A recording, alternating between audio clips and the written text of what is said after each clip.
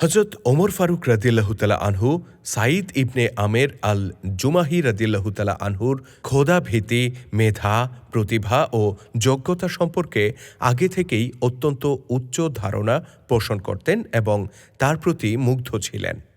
তাই রাষ্ট্র পরিচালনায় তার মতো যোগ্য ও প্রতিভাবান ব্যক্তিত্বের সহযোগিতার প্রত্যাশায় তাকে হিমসের গভর্নর হিসেবে নিযুক্ত করতে মনস্থ করলেন।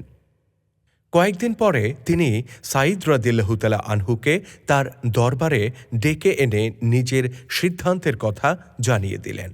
হিমসের গভর্নর পদের প্রস্তাব পেয়ে সাঈদ ইবনে আমের আল জুমাহি রাদিয়াল্লাহু তাআলা আনহু খুবই বিব্রত অনুভব করলেন এবং বললেন, হে আমিরুল মুমিনিন, আল্লাহর শপথ, এই কঠিন কাজের মাধ্যমে আপনি আমাকে পরীক্ষায় ফেলবেন না।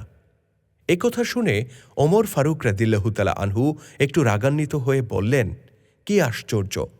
তোমরা আমাকে খেলাফতের এই কঠিন দায়িত্ব অর্পণ করে এখন নিজেরা ঝামেলামুক্ত থাকতে চাচ্ছ? আল্লাহর শপথ, আমি এক মুহূর্তের জন্যও তোমাকে এই দায়িত্ব থেকে অব্যাহতি দিতে পারি না। অতঃপর তিনি সাঈদ রাদিয়াল্লাহু তাআলা আনহুকে আনুষ্ঠানিকভাবে হিমসের গভর্নর হিসেবে নিযুক্ত করলেন।